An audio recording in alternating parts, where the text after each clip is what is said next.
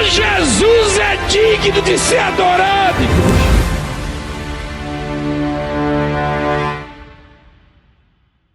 Lamentações capítulo 3, versículo 22.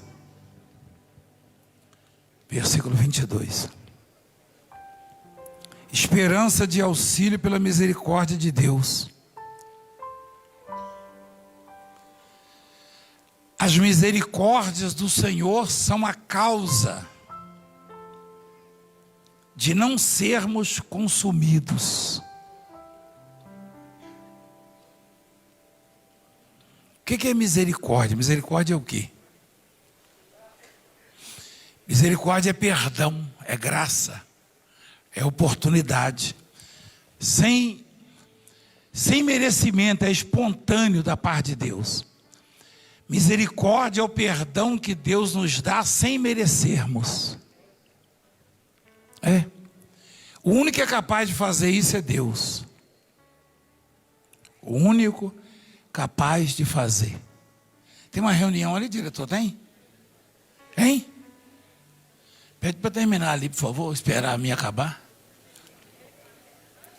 Você acha que eu sou enjoado, igreja?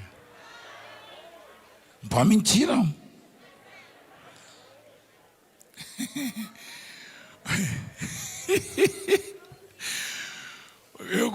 Reinaldo, quando eu jogava bola, eu era expulso sempre no primeiro tempo.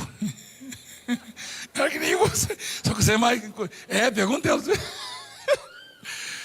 E olha que eu botava amigo para pitar e expulsava assim mesmo, não me aguentava.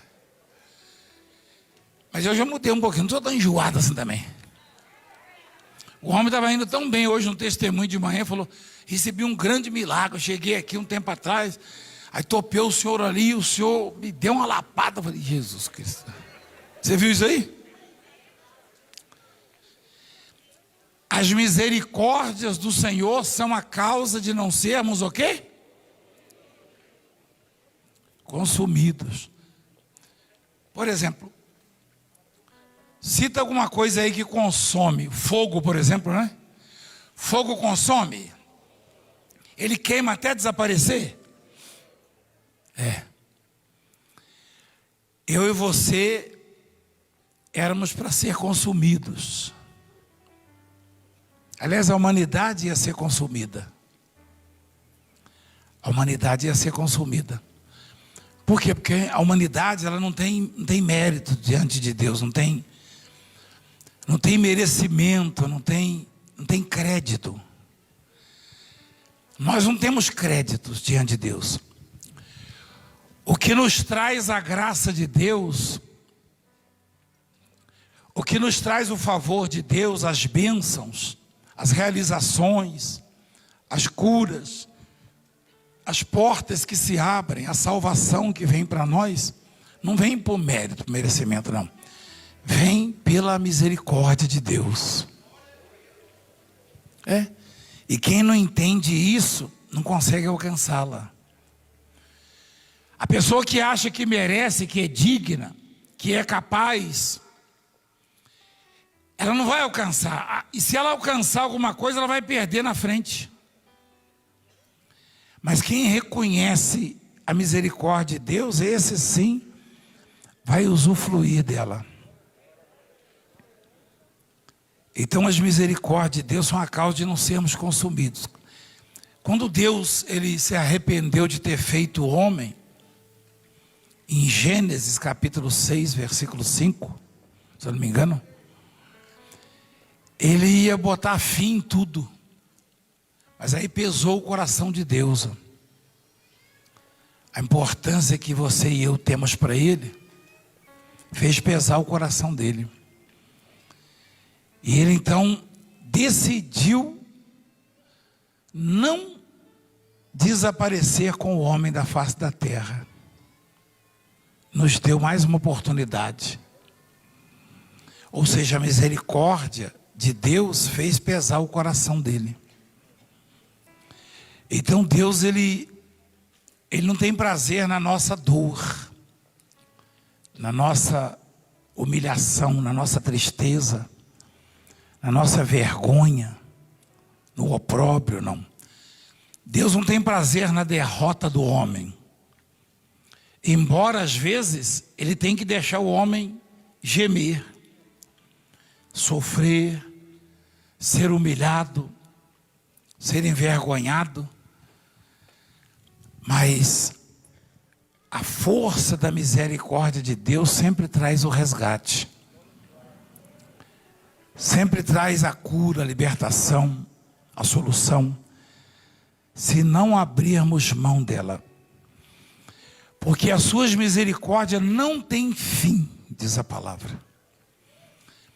Ou seja, o perdão de Deus, o favor de Deus, a oportunidade de Deus, não tem fim. Satanás não pode te acusar ou fazer você parar, e nem nenhuma circunstância pode fazer você desistir dos seus sonhos.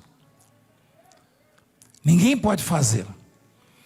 Ainda que você não ache lugar mais para a esperança, talvez a fé já bombardeada, de repente as vozes contrárias, negativas, soam dia e noite nos seus ouvidos, até no seu coração. Pela misericórdia de Deus que não tem fim, o seu momento vai chegar, a sua hora vai chegar.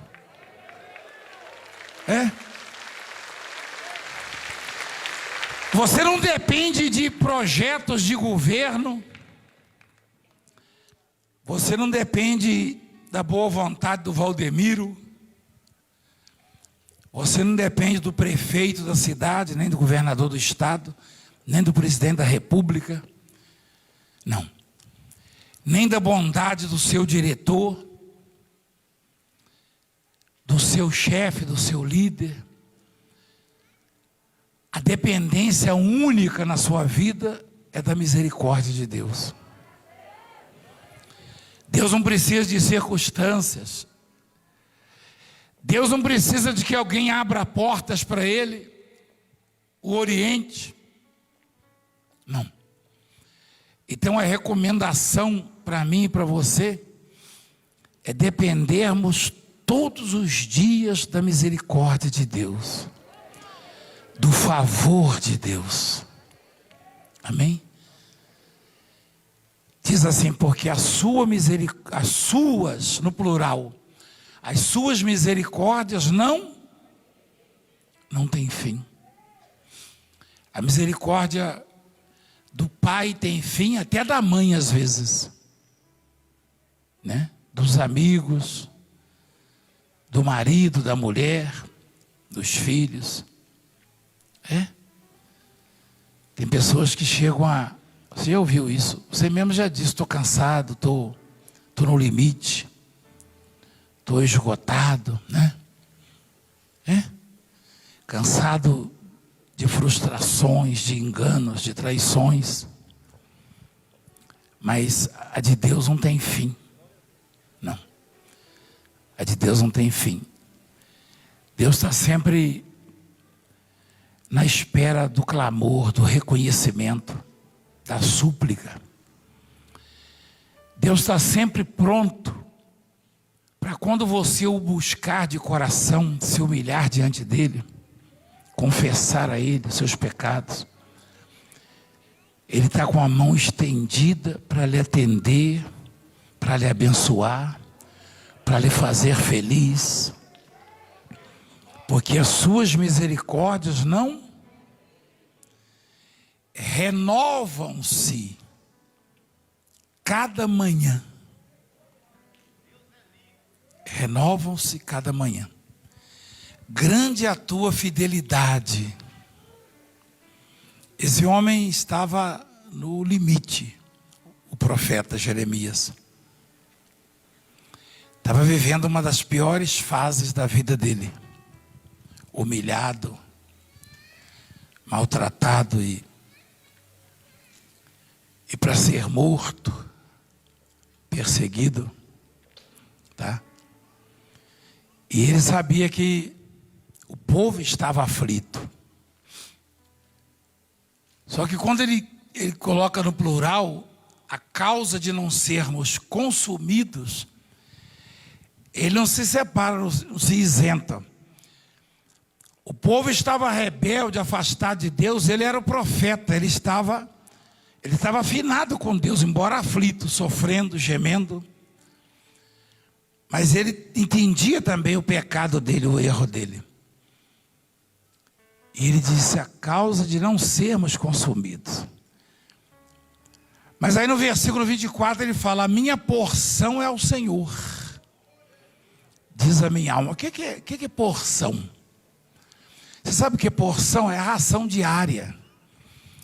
Porção é o suprimento, é o pão de cada dia.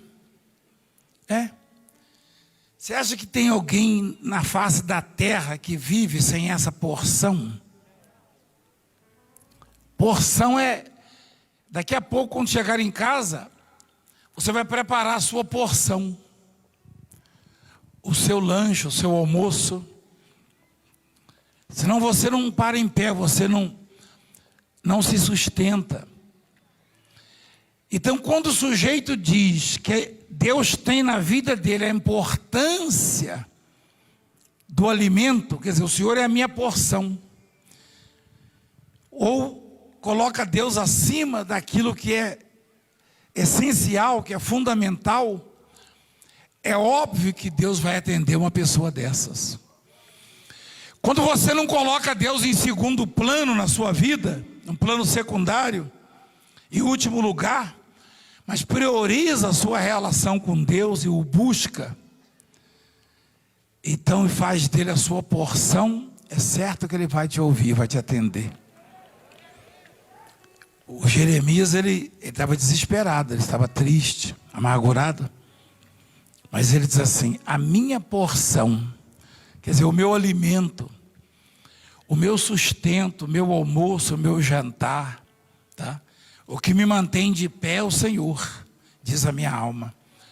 Portanto, esperarei nele. Tem muita gente esperando em alguém. Esperando numa pessoa, num ser humano, talvez até num ídolo, né? Tem gente esperando no juiz, ou no médico, ou no advogado, ou no diretor da empresa, ou no presidente. Tem gente que espera no diploma que conseguiu, nas amizades. E o profeta, no limite dos seus recursos, na aflição, ele, além de confessar: o Senhor é a minha porção, ele diz assim: esperarei nele, portanto esperarei nele.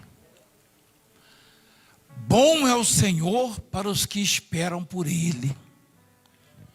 Deus é bom para quem? Você espera por ele? Então, a qualquer momento ele vai se manifestar e vai te iluminar, e vai confirmar o seu sonho, o seu projeto, o seu desejo. A qualquer momento ele vai se manifestar, como fez com Jó, tá? Então Deus tem que ser a nossa porção, o nosso alimento. Você consegue ficar sem comer? Talvez um dia, né? Ou 2. Mas quanto mais tempo você passar sem comer a sua porção, mais fraco você fica, desnutrido, mais vulnerável às doenças, hein? E o seu corpo precisa, o nosso corpo precisa. Espiritualmente também é assim. Quando o profeta diz que Deus é a porção dele, é o alimento dele, isso é sugestivo. Ele está sugerindo a mim e a você que todos os dias nós precisamos de Deus. Você não faz refeições só no domingo e passa a semana inteira sem comer, não. Também não faz só pela manhã. Assim como você tem que trazer e ingerir a sua porção algumas vezes ao dia, a sua alma precisa estar com Deus o tempo inteiro e se alimentando dele, através da oração, do jejum, da confissão a Deus, buscando, se esvaziando diante dele. Então, o profeta, ele diz: eu espero nele, eu vou esperar nele. Tá? Bom é o Senhor para aqueles que esperam por ele, para a alma do que o busca. Deus é bom para quem o busca. Aliás, foi o que o profeta disse ao rei Asa, né? Lá em Crônicas, capítulo 15. O Senhor está convosco enquanto vós estáis com ele. Se o buscardes, se deixará achar. Porém, se o deixardes, vos deixará. E não se iluda com oportunidades vindas de homens. Na verdade, homens nada fazem. Ainda que alguém te dê uma oportunidade, pode glorificar a Deus, que Deus é que manda. Amém? É? Deus é que dá as ordens. Então, o seu sucesso, a sua conquista, as suas realizações dependem basicamente dessa busca, desse reconhecimento, de você entender que você não depende desse ou daquele, você depende da promessa de Deus, da palavra de Deus. Homens não podem fazer absolutamente nada por ninguém, nada de bom, só Deus pode fazer. Amém? Por quê? Porque as misericórdias de Deus não têm fim. Então Deus é bom para quem o busca, para quem espera por ele, para com a alma que o busca. Bom é aguardar a salvação do Senhor, e isto em silêncio. Esse silêncio não sugere que não devamos orar, não.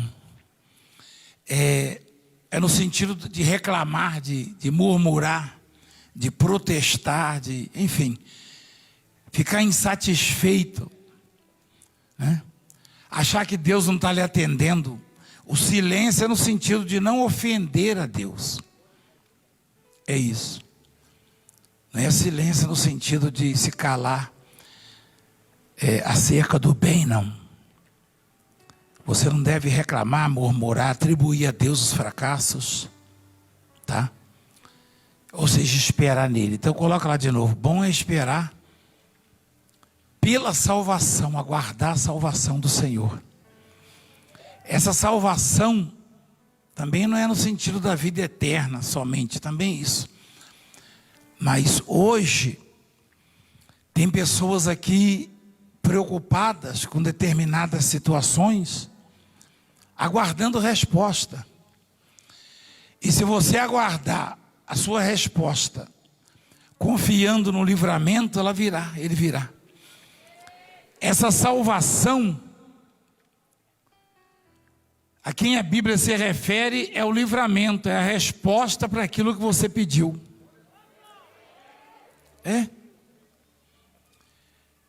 Tem uma passagem na Bíblia que conta a história de um homem que durante 38 anos ele desejou ser curado. Ele era paralítico. Eu já vi gente desistir por muito menos, com 5 anos, com 10, com 15. Esse ficou durante 38 anos enfermo, paralítico. E todos os dias ele pedia para alguém o levar até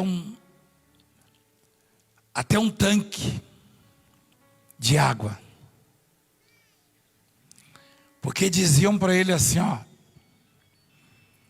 se o anjo chegar e agitar as águas, você recebe a cura. E as pessoas sempre entravam na frente dele. Ele não conseguia entrar. E foram 38 anos. Esse esperou a salvação do Senhor há muito tempo, né?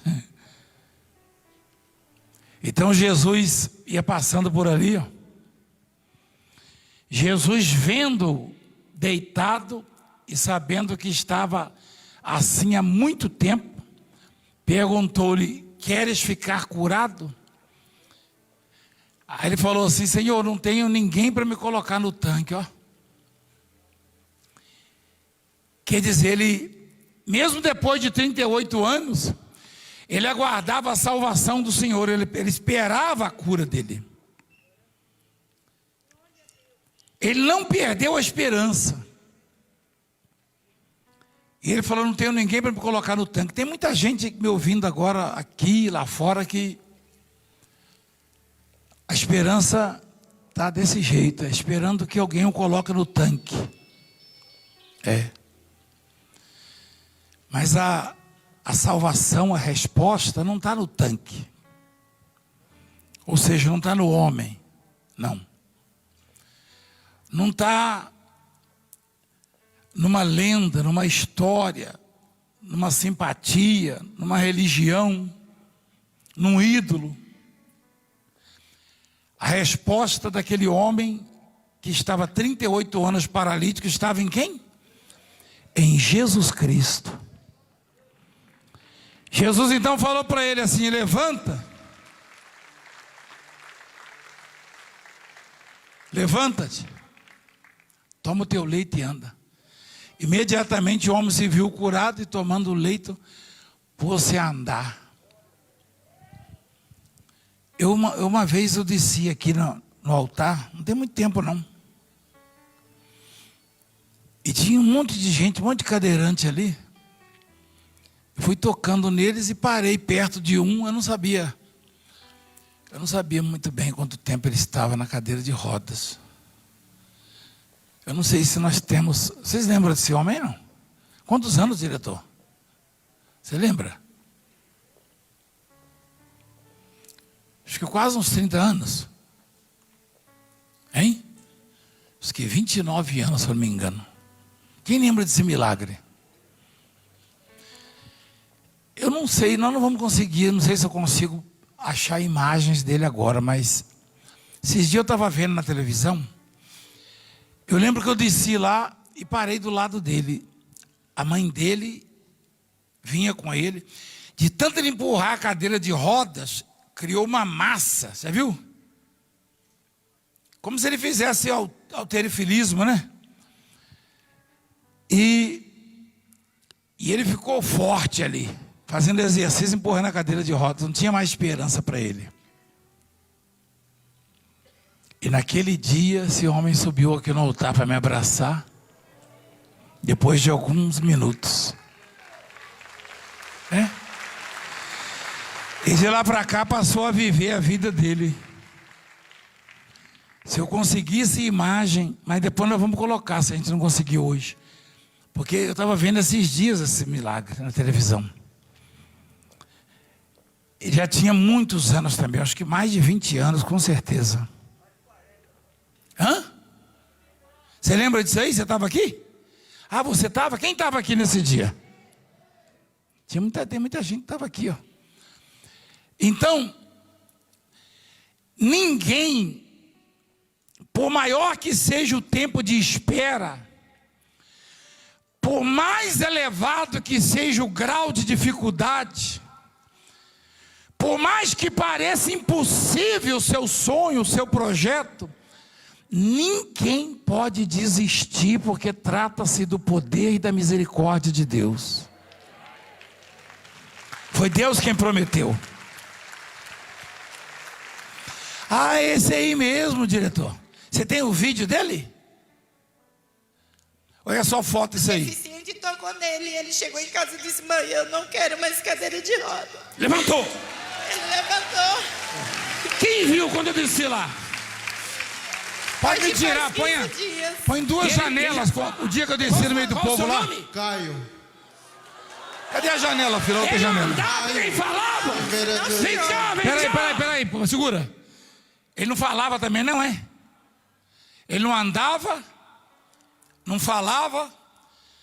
Olha lá, subiu sozinho esse cara, estava condenado. Eu não sei quantos anos, não. Talvez ela fale ali.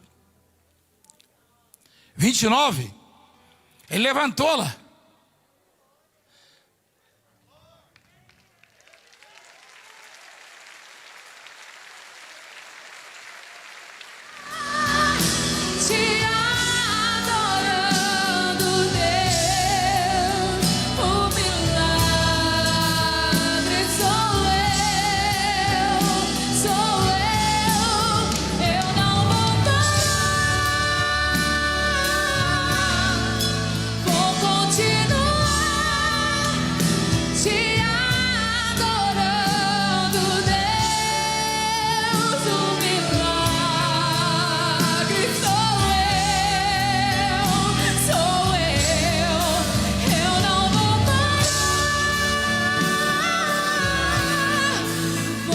Amém. Ela fala o tempo que ele estava na cadeira de rodas? Fala, diretor. Ah, é de nascença? De nascença? Misericórdia, paralítico de nascença. De nascença. Então tem que ver a idade dele, né, agora, né? Ele tem mais de 30 anos de idade. É de nascença, igreja, paralítico de nascença. Volta um pouquinho, olha lá quando eu desci lá e estava na cadeira de roda, lá no meio do povo, ó. Eu fui tocando, olha ele lá, ó. Fui tocando, passei, botei a mão na cabeça dele, olha lá. Ó. E da Francileia. Esse é o Deus dessa obra. Você vai ver o que Ele vai fazer na sua vida. Olha lá.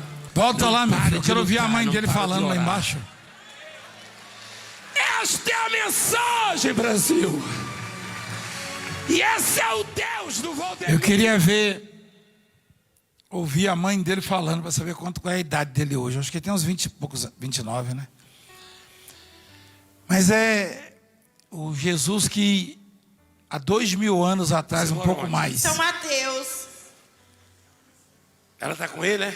Ele é meu filho, ele passou da hora de nascer, faltou oxigênio no cérebro, deu paralisia cerebral de parética, paralisou a cintura para baixo, não andava e não falava nada. Não andava e não falava nada, nada. De nascença? Nascença. De nascença? Nascença, eu tenho laudo em casa como paralisia cerebral. Agora eu vou preso mesmo.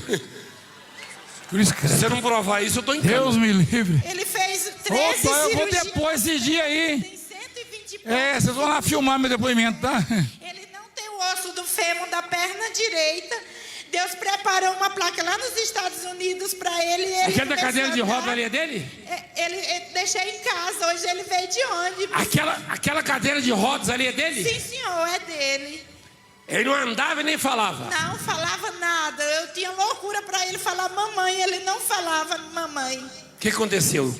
Aí o que aconteceu que o ano passado ele fez uma cirurgia e não cicatrizava, só samorando alguma coisa que saía de dentro. A bispa foi lá no setor dos deficientes, a tia Odete pôs ele na frente, a bispa tocou, saiu um pedaço desse tamanho de negócio de dentro da cirurgia dele. A cirurgia começou a sarar no outro dia. E aí, hoje faz 15 dias que o senhor foi lá tocar nos deficientes e tocou nele. E ele chegou em casa e disse: mãe, eu não quero mais cadeira de roda. Levantou. Ele levantou. Quem viu quando eu desci lá? Hoje faz 15 dias. E ele já fala? Ele já fala. Qual o seu nome? Caio. Ele não andava Caio. nem falava. Vereador. Vem cá, vem cá. Igreja, glorifica de pé. É Deus poderoso. Quero ver mostrar isso nesse mundo. Eu quero ver. Quero ver. Eu quero ver. Amém. Esse dia eu estava vendo essas imagens. Falei, puxa vida, se há mais de 2000 anos ele levantou paralíticos de 38 anos prostrado, Hoje ele continua fazendo. Isso aí não é obra de Valdemiro, de Francileia, de quem quer que seja, não. Pelo contrário, a causa de não sermos consumidos são as misericórdias de Deus. Nós não somos dignos de nada, não. Só que, se você abre mão da misericórdia de Deus, você vai contar com quem? Com quem que você vai contar? Porque às vezes quem está perto de você, próximo de você, percebe uma vitória sua e já começa a ter ciúmes de você, inveja de você, a armar contra você.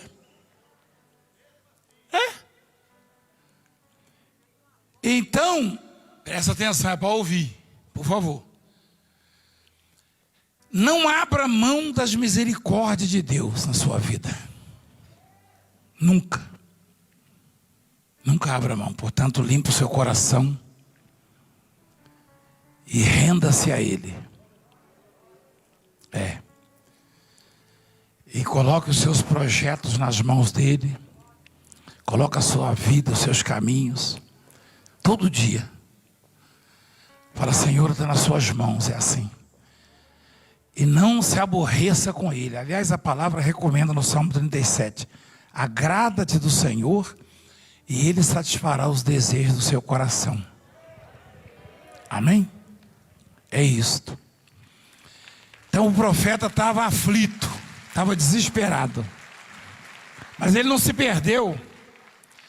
Ele não se rebelou, não se perdeu, não amaldiçoou a Deus, pelo contrário. Ele se humilhou. E ele disse, o Senhor é a minha porção. Eu esperarei nele.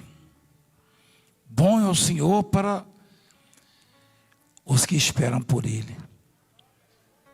Para a alma que o busca. Bom é aguardar o que? A salvação? Isso em silêncio. Bom é para o homem assentar-se. É isso? Perdão. Bom é para o homem suportar o jugo na sua mocidade, assentar-se solitário. Não é isso? Assenta-se solitário e fica em silêncio. Portanto, esse jugo Deus pôs sobre ele. Põe a boca no pó. Talvez ainda haja esperança. Dê a face ao que o fere.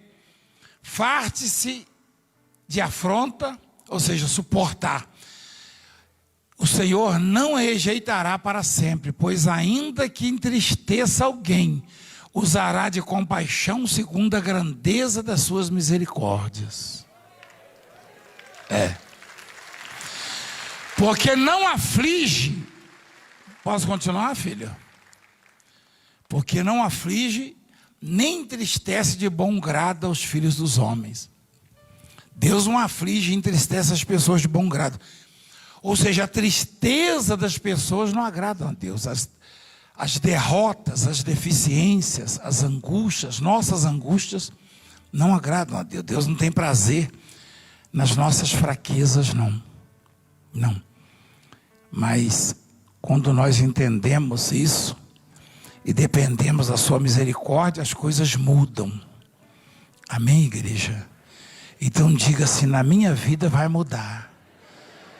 Em nome de Jesus. Fica de pé, por favor.